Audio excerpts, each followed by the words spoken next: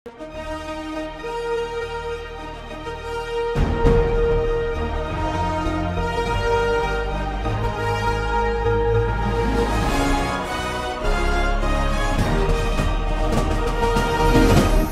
பார்த்து கொண்டிருப்பது உங்கள் ஜாஷ்வா டிவி. சகல ஜனங்களுக்கும் நற்செய்தி.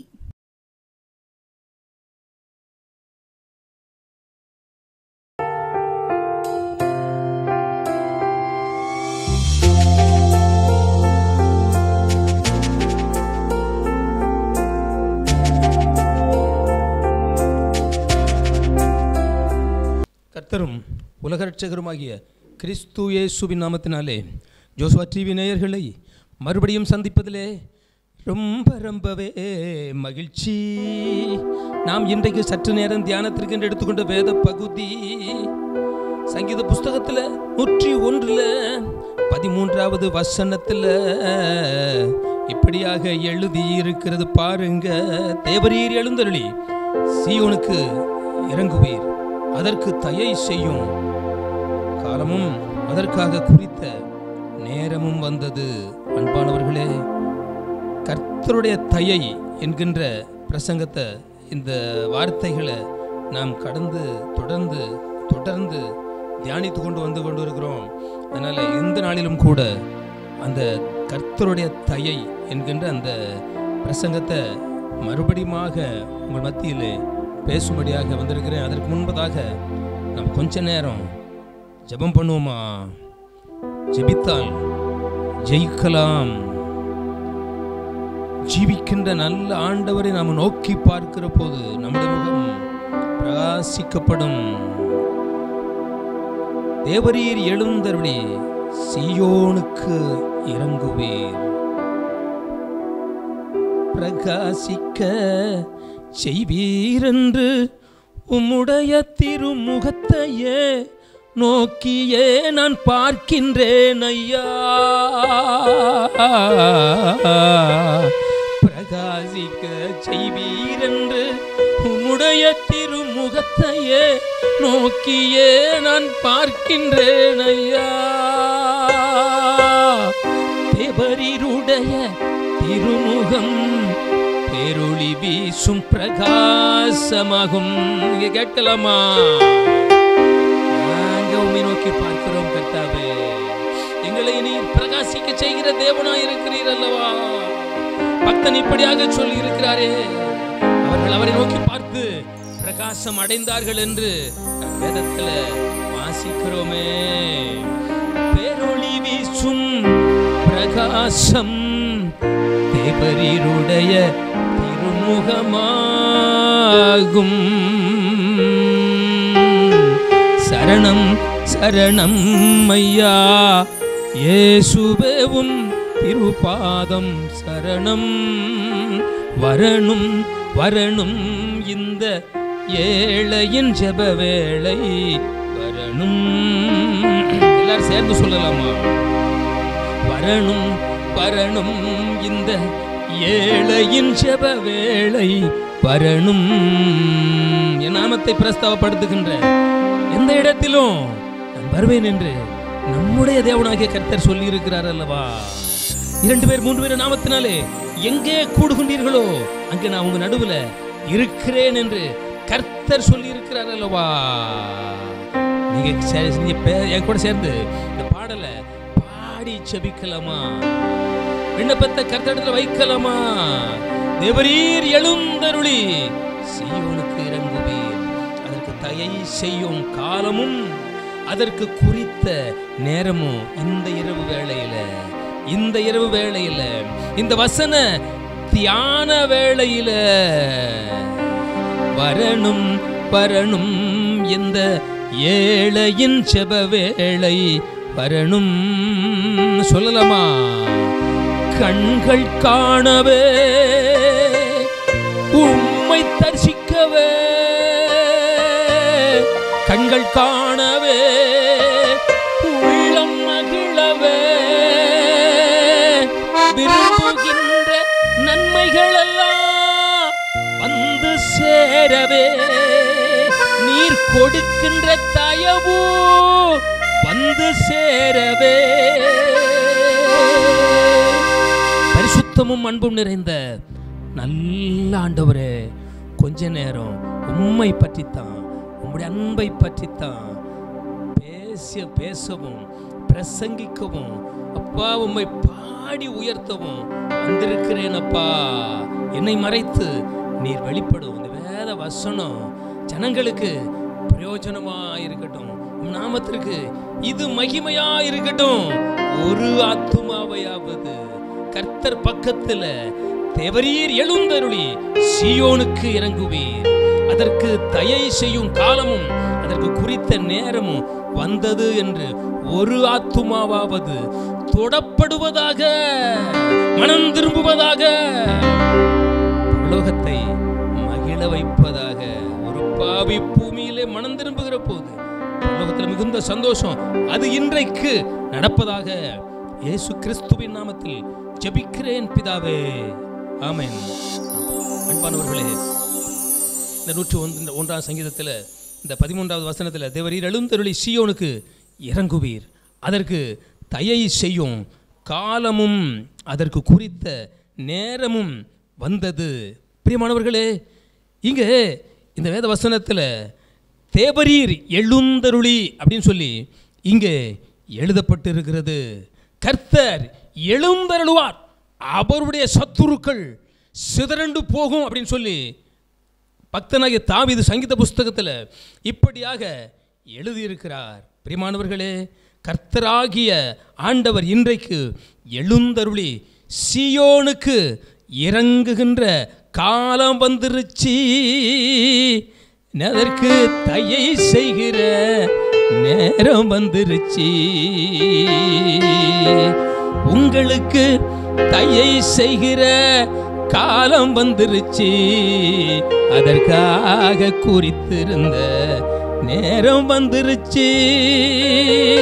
பிரியமானவர்களே, இந்த சங்கீத புஸ்தகத்தில் 101வது வசனத்தில் இரக்கத்தையும் நியாயத்தையும் குறித்து பாடுவேன், கர்த்தாவே உம்மை கீர்த்தனம் பண்ணுவேன். அடுத்து பார்த்தீங்கன்னா, உத்தமமான வழியில விவேகமாய் நடப்பேன், எப்பொழுது என்னிடத்தில் வருவீர், என் வீட்டில் உத்தம இருதயத்தோடு நான் நடந்து கொள்வேன். ஒரு பெரிய இஸ்ரவேல் ஒரு ராஜா, மகத்துவம் உள்ள ராஜா, கர்த்தருடைய கிருபையை பெற்ற ஒரு ராஜா, ஈட்டியையும் பட்டயத்தையும் தன் பலத்தையும் தன் பணத்தையும் நம்பாத ஒரு ராஜா, தன் ஜனத்தையும் நம்பாத ஒரு ராஜா சொல்லுகின்றான், உத்தமமான வழியில நடப்பேன். பிரியமானவர்களே, கர்த்தர் எழுந்தருள வேண்டுமானால் நீங்க ஒரு காரியத்தை செய்யணும். இங்க தாவீது அப்படித்தான் சொல்லி இருக்கிறாரு, உத்தமமான வழியில விவேகமாய் நடப்பேன், எப்பொழுது என்னிடத்தில் வருவீர்,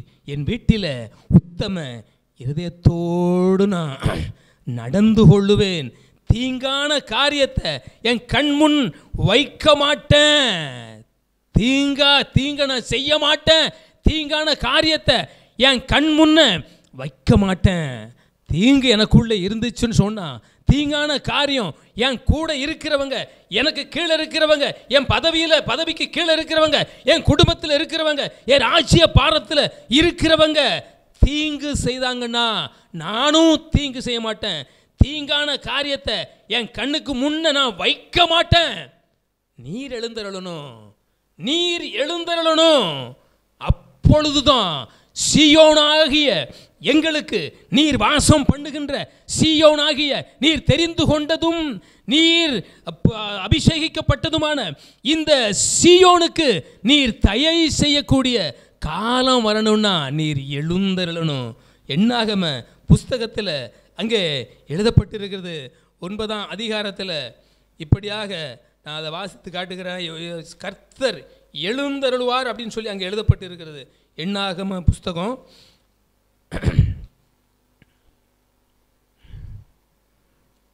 மோசே என்கிற ஒரு பக்தன் இஸ்ரவேல் ஜனங்கள் பிரயாணம் பண்ணும்போது அங்கே ஒரு ஜெபத்தை ஏறெடுக்கின்றான். 10ஆம் அதிகாரம் 35வது வசனம். அதில் மோசே என்ற பக்தன் இஸ்ரவேல் ஜனங்கள் கர்த்தருடைய மேகமும் அக்கினி தூணும் அவர்களுக்கு முன்பாக செல்லுகின்ற போது பெட்டியானது புறப்படும் போது, அங்கே 101ஆம் சங்கீதத்தில் தேவரீர் எழுந்தருளி சீயோனுக்கு இறங்குவீர் அப்படின்னு சொல்லி அங்கே சொல்லியிருக்கிறான்.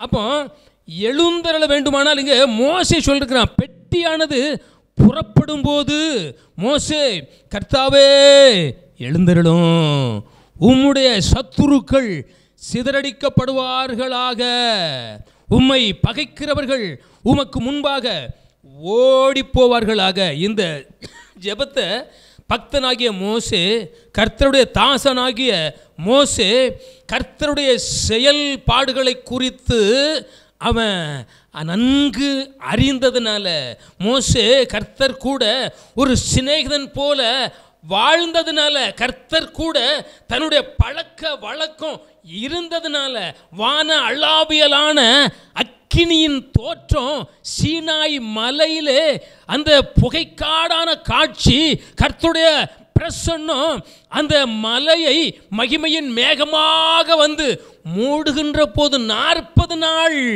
அந்த சீனாய் மலையில் கர்த்தருடைய மேகத்திற்குள்ளே, கர்த்தருடைய மகிமைக்குள்ளே அவன் இருந்தான். அப்படிப்பட்ட ஒரு அனுபவத்தை அவன் பெற்றதுனால கர்த்தருடைய சுபாவத்தை, கர்த்தருடைய வல்லமையை, கர்த்தர் எப்படிப்பட்டவர், அவர் எப்படி யுத்தம் பண்ணுவார், எப்படி சத்துருக்களை அழிப்பார், எப்படி இஸ்ரவேல் ஜனங்களுக்கு சீயோனுக்கு இறங்குவார் என்று அறிந்ததுனால பெட்டியானது புறப்படும் போது மோசே, கர்த்தாவே எழுந்தருளும், உம்முடைய சத்துருக்கள் சிதறடிக்கப்படுவார்களாக, உம்மை பகைக்கிறவர்கள் உமக்கு முன்பாக ஓடியே போவார்களாக. இது பெட்டியானது, உடன்படிக்கை பெட்டியானது. இஸ்ரவேல் ஜனங்களுக்கு முன்பாக மேக ஸ்தம்பமாக, அக்கினி ஸ்தம்பமாக, பகலிலே நிழல் கொடுக்க, இரவிலே வெளிச்சம் கொடுக்க அவர்களுக்கு முன்பாக செல்லுகிற அந்த காட்சியை பார்த்து பெட்டி புறப்படும் போது, கர்த்தாவே எழுந்தருளும், சத்துருக்கள் சிதறடிக்கப்படுவார்களாக என்று சொல்லுவான். அதுபோல பெட்டியானது அடுத்த வசனத்தில், அது தங்கும் போது கர்த்தாவே ஆயிரவர்களாகிய இஸ்ரவேலிடத்தில் திரும்புவீராக என்று சொல்லுவான். இப்படிப்பட்ட ஜெபத்தை இந்த மோசே ஏறெடுத்ததுனால இந்த ஆகமங்களை, இந்த நியாய பிரமாணங்களை பக்தனாகிய தாவீது தன்னுடைய மனதிலே, தன்னுடைய இருதய பலகையிலே எழுதி வைத்ததினாலே இந்த ஜெபத்தை தேவரீர் எழுந்தருளி சீயோனுக்கு இறங்குவீர், அதற்கு தயை செய்யும் நேரமும், அதற்கு தயை செய்யும் காலமும், அதற்காக குறித்த நேரமும் வந்துருச்சின்னு சொல்லி இங்கே பக்தனாகிய தாவீது எழுதி கர்த்தரை பாடி வைத்திருக்கிறான். முதலாவதாக சொன்னான், உத்தமமான வழியில் நான் நடப்பேன், நீ எப்பொழுது என்னிடத்தில் வருவீர்னு சொல்லி ஒரு அங்கலாய்ப்போடு கேட்டதை நம்ம பார்க்கிறோம். ஆனால் 11வது வசனத்தில், 13வது வசனத்தில் இப்படியாக, தேவரீர் எழுந்தருளி சீயோனுக்கு இறங்குவீர், அதற்கு தயை செய்யும் காலமும், அதற்காக குறித்த நேரமும் வந்துருச்சு. முதலாவது, நீர் எப்பொழுது வருவீர், என்னிடத்தில் எப்பொழுது வருவீர், நான் ஜெபம் பண்ணி கொண்டு இருக்கிறேன். முதல் வசனத்தில் இரக்கத்தை குறித்து, நியாயத்தை குறித்து நான் பாடிக்கிட்டே இருக்கேன். கர்த்தாவே உம்மை கீர்த்தனம் பண்ணிக்கொண்டே இருக்கேன். எப்பொழுது என்னிடத்தில் வருவீர், நான் உத்தமமான வழியில் விவேகமாக நான் நடப்பேன், எப்பொழுது என்கிட்ட வருவீர்னு சொல்லி தாகத்தோடு இருந்த மனுஷன் 13வது வசனத்தில், எனக்கு தயை செய்யக்கூடிய காலம் வந்துருச்சு, அதற்கு குறித்த நேரம் வந்துருச்சு, உங்களுக்கு தயை செய்யும் காலம் வந்துருச்சு, அதற்கு குறித்த நேரம் வந்துருச்சு. அல்லேலூயா அல்லேலூயா அல்லேலூயா அல்லேலூயா அல்லேலூயா அல்லேலூயா. புனிய தயவை பெற்றுக்கொள்ள வேண்டுமானால், கர்த்தர் எழுந்தருள வேண்டுமானால், கர்த்தர் இறங்க வேண்டுமானால், நீங்கள் ஒன்று செய்யணும், கர்த்தாவே, உத்தமமான வழியில் நான் விவேகமாக நடப்பேன். தீங்கான காரியத்தை நானும் செய்ய மாட்டேன். தீங்கான காரியத்தை என் கண்ணுக்கு முன்னாடி நடக்க விட மாட்டேன். பரிசுத்தம், உத்தமம், இதெல்லாம் நான் கடைப்பிடிப்பேன்னு சொல்லி அவனுக்குள்ள தீர்மானம் பண்ணினதுனால பாருங்க, 13வது வசனத்தில் கர்த்தர் எழுந்தருளி சீயோனுக்கு இறங்கிட்டார், எனக்கு இறங்கிட்டாருன்னு சொல்லி தன்னுடைய அனுபவத்தை சொல்லி இருக்கின்றான். பிரியமானவர்களே, 1-2 சாமுவேலில் 7வது அதிகாரத்தில் இங்கே 17வது வசனத்தில் 19வது வசனத்தில் இப்படியாக இங்கே எழுதப்பட்டிருக்கிறது. கர்த்தராகி ஆண்டவரே, தயை பெற்ற ஒரு மனுஷன், கர்த்தரிடத்தில் தயை பெற்ற தாவீது, சங்கீதக்காரனாகிய தாவீது இப்படியாக, கர்த்தராகி ஆண்டவரே, இது இன்னும் உம்முடைய பார்வைக்கு கொஞ்ச காரியமாக இருக்கிறது என்று கர்த்தராகி ஆண்டவராயிருக்கிற தேவரீர் உமது அடியானுடைய வீட்டை குறித்து வெகு தூரமாயிருக்கும் காலத்து செய்தியை மனுஷர் முறைமாய் சொன்னீரே அப்படின்னு சொல்லுதான். பார்த்தீர்களா?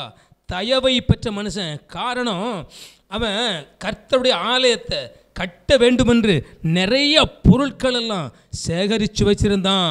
பொன்னு, வெள்ளி, வெண்கலம், இரும்பு இவைகளெல்லாம் ஏராளமாக டன் கணக்கில் சேர்த்து வைத்திருந்தான். கர்த்தருடைய தயவை பெற்றதினால. அல்லேலூயா. அதனால தான் இங்கே ஒரு ஆலயம் கட்டணும்னு சொல்லி நினைத்த தாவீதிடத்தில் நாத்தான் தீர்க்கதரிசி ஒரு வசனத்தை கூட நான் வாசிக்கிறேன். 17ஆம் வசனம், 7வது அதிகாரம், 1-2 சாமுவேல் 7ஆம் அதிகாரம் 17வது வசனம். நாத்தான் இந்த எல்லா வார்த்தைகளின்படியும் இந்த எல்லா தரிசனத்தின்படியும் தாவீதுக்கு சொன்னான். அடுத்து தாவீது உட்பிரவேசித்து, அப்பொழுது ராஜா உட்பிரவேசித்து கர்த்தருடைய சமூகத்தில் இருந்து, கர்த்தராகி ஆண்டவரே, கர்த்தராகி ஆண்டவரே, தேவரீர் என்னை இதுவரைக்கும் கொண்டு வந்ததற்கு நான் எம்மாத்திரம். தயவை பெற்ற ஒரு மனுஷன் சொல்லுகிறான் பாருங்க, நான் எம்மாத்திரம், என் வீடு எம்மாத்திரம். இதை ஒரு புதிய பாடலாக நான் பாட ஆசைப்படுகிறேன். கர்த்தருடைய தயவு உங்களுக்குள்ள இறங்கும், இதில் சந்தேகம் இல்லை. தேவரீர் என்னை இதுவரைக்கும் கொண்டு வந்ததற்கும் நான் எம்மாத்திரம், என் வீடும் எம்மாத்திரம், நான் எம்மாத்திரம், என் வீடும் எம்மாத்திரம். தேவரீர் என்னை இதுவரைக்கும் கொண்டு வந்ததற்கும் நான் எம்மாத்திரம், என் வீடும் எம்மாத்திரம், நான் எம்மாத்திரம், என் வீடும் எம்மாத்திரம். அல்லேலூயா, அல்லேலூயா, அல்லேலூயா. ஆராதனை, ஆராதனை பிதாவே உமக்கு தானே. சேர்ந்து சொல்லலாமா நீங்க? அல்லேலூயா, அல்லேலூயா, அல்லேலூயா. ஆராதனை, ஆராதனை அப்பா பிதாவே உமக்கு தானே. என்னை இதுவரைக்கும் கொண்டு வந்ததற்கும் நான் எம்மாத்திரம், என் வீடும் எம்மாத்திரம், நான் எம்மாத்திரம், என் வீடும் எம்மாத்திரம். அல்லேலூயா, அல்லேலூயா, அல்லேலூயா, அல்லேலூயா. உங்களுக்கு தயை செய்ய வேண்டுமானால் கர்த்தர் எழுந்தருள வேண்டும். கர்த்தர் எழுந்தருள வேண்டுமானால் 101ஆம் சங்கீதத்தில் கர்த்தர் பக்தனாகிய தாவீது இரக்கத்தை குறித்து நான் பாடுவேன், நியாயத்தை குறித்து பாடுவேன், கர்த்தருடைய வழியில உத்தமமா நடப்பேன், விவேகமா நடப்பேன், தீங்கான காரியத்தை நான் செய்ய மாட்டேன். அல்லேலூயா, அல்லேலூயா, அல்லேலூயா. ஆராதனை, ஆராதனை அப்பா பிதாவே உமக்கு தானே. அல்லேலூயா, அல்லேலூயா, அல்லேலூயா. ஆராதனை ஆராதனை அப்பா பிதாவே உமக்கு தானே. கால்களை மான்களுடைய கால்களை போலாக்கினவரே, என்னுடைய உயர்தலங்களிலே என்னை நிறுத்தினவரே. அல்லேலூயா அல்லேலூயா அல்லேலூயா. ஆராதனை ஆராதனை அப்பா பிதாவே உமக்கு தானே. வெண்கல வில்லும் என் புயங்களால் வளையும்படி செய்து என் கைகளை யுத்தத்திற்கு பழக்குவிக்கிறவரே, எனக்கு தயை செய்கிறவரே. அல்லேலூயா அல்லேலூயா அல்லேலூயா. ஆராதனை ஆராதனை அப்பா பிதாவே உமக்கு தானே. என் கூட சேர்ந்து நீங்க பாடலாமா? பாடி கர்த்தரை மகிமைப்படுத்தலாமா? கர்த்தரிடத்தில் தயவை பெற்றுக்கொள்ளலாமா? அல்லேலூயா அல்லேலூயா அல்லேலூயா அல்லேலூயா அல்லேலூயா அல்லேலூயா. ஆராதனை ஆராதனை அப்பா பிதாவே உமக்கு தானே. என்னை இதுவரைக்கும் கொண்டு வந்ததற்கும் நான் எம்மாத்திரம், என் வீடும் எம்மாத்திரம், நான் எம்மாத்திரம், என் வீடும் எம்மாத்திரம். பாருங்க, பெரிய ராஜா, பல லட்சக்கணக்கான ஜனங்களுக்கு தலைவன், ஜனங்களின் சண்டைகளுக்கு என்னை நீ தப்புவித்து ஜாதிகளுக்கு என்னை தலைவனாக்கினவரே. தேவரீர் என்னை இதுவரைக்கும் கொண்டு வந்ததற்கும் நான் எம்மாத்திரம், என் வீடும் எம்மாத்திரம், நான் எம்மாத்திரம், என் வீடும் எம்மாத்திரம். எப்படி சொல்வீர்களா? பாருங்க, பெரிய ராஜா பல லட்சக்கணக்கான படை வீரர்களுக்கு தலைவனாயிருக்கிறவன் நான் எம்மாத்திரம். தேவரீர் என்னை இதுவரைக்கும் கொண்டு வந்ததற்கு நான் எம்மாத்திரம், என் வீடு எம்மாத்திரம் அப்படின்னு சொல்லி தன்னை தாழ்த்தினான் அல்லவா? இரக்கத்தை குறித்து பாடினான், நியாயத்தை குறித்து பாடினான், உத்தமத்தை ஜனங்களுக்கு அறிவித்தான், விவேகத்தை ஜனங்களுக்கு அறிவித்தான். அதனால கர்த்தருடைய தயவை இந்த பக்தனாகிய தாவீது பெற்றுக்கொண்டான். அதுபோல நீங்களும் நானும் பெற்றுக்கொள்ளும்படி நம்மை தாழ்த்துவோமா, சொல்லுவோமா? நான் எம்மாத்திரம் ஆண்டவரே. பாருங்க, அப்படித்தான் நாத்தான் இந்த எல்லா வார்த்தைகளின்படியும் தாவீதும் தனக்கு தன் காலத்துல தீர்க்கதரிசியாக இருந்த நாத்தானும் கர்த்தருடைய காரியமாக, ஆலய காரியமாக உரையாடுகிற போது, உறவாடி பேசுகின்ற போது, அப்பொழுதுதான் நாத்தான் தீர்க்கதரிசி. நாத்தான் 17ஆம் வசனத்தில் நாத்தான் இந்த எல்லா வார்த்தைகளின்படியும், இந்த எல்லா தரிசனத்தின்படியும் தாவீதுக்கு சொன்னான். அந்த வார்த்தை நாத்தான் அன்றைக்கு தாவீதிடத்துல சொன்ன வார்த்தை இன்றைக்கு ஜோஷுவா டிவி மூலமாக சங்கீர்த்தன வார்த்தையின் நேரத்தின் வழியாக நாத்தான் தீர்க்கதரிசி கூட பேசின கர்த்தருடைய வார்த்தை. அடுத்து பாருங்க, இந்த எல்லா தரிசனத்தின் படியும் தாவீதுக்கு சொன்னான். கர்த்தருடைய வார்த்தையின்படி சொன்னான் நாத்தான் தீர்க்கதரிசி. அடுத்து கர்த்தர் கொடுத்த தரிசனத்தின்படி இந்த வார்த்தைகளை தாவீதுக்கு சொன்னான். நீ கர்த்தருடைய ஆலயத்தை கட்ட வேண்டாம், உன்னுடைய குமாரனாகிய சாலமன் கட்டுவான், அவன் நாட்களில் சமாதானம் இருக்கும் அப்படின்னு சொல்லி கர்த்தர் சொன்னதை உடனே கீழ்ப்படிந்து நான் எம்மாத்திரம், என் வீடும் எம்மாத்திரம். பிரியமானவர்களே, இது கர்த்தருடைய தீர்க்க தரிசன வார்த்தை. கர்த்தர் பயன்படுத்தின பாத்திரங்கள், அங்கே அவர்களை கர்த்தர் பயன்படுத்தின விதத்தை குறித்து எங்கே எழுதப்பட்டு இருக்கிறது. அதைத்தான் தேவரீர் எழுந்தருளி சியோனுக்கு இறங்குவீர், அதற்கு தயை செய்யும் காலமும் அதற்காக குறித்த நேரமும் வந்துருச்சு அப்படின்னு கர்த்தராகிய ஆண்டவருடைய நாமத்தினால நான் உங்களுக்கு பிரசங்கிக்கின்ற இந்த வேத வசனம் கர்த்தருடைய வார்த்தையினாலும் கர்த்தர் நாத்தானுக்கு கொடுத்த தரிசனத்தின் மூலமாகவும் சொன்ன உடனே தாவீது, அப்பொழுது தாவீது ராஜா உட்பிரவேசித்து, நீங்க ஜெபம் பண்ணலாமா? உங்க அறையில் உங்க வீட்டுக்குள்ள நீங்க ஜெபம் பண்ண பிரவேசிங்க. தாவீது அப்படித்தான் பிரவேசித்தான்.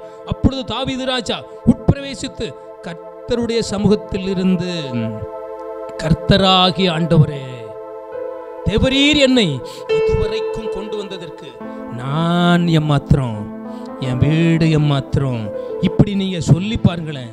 கர்த்தருடைய சமூகத்தில் போய் கர்த்தருடைய பாத படியில் போய் ஜெபம் பண்ணி பாருங்களேன்.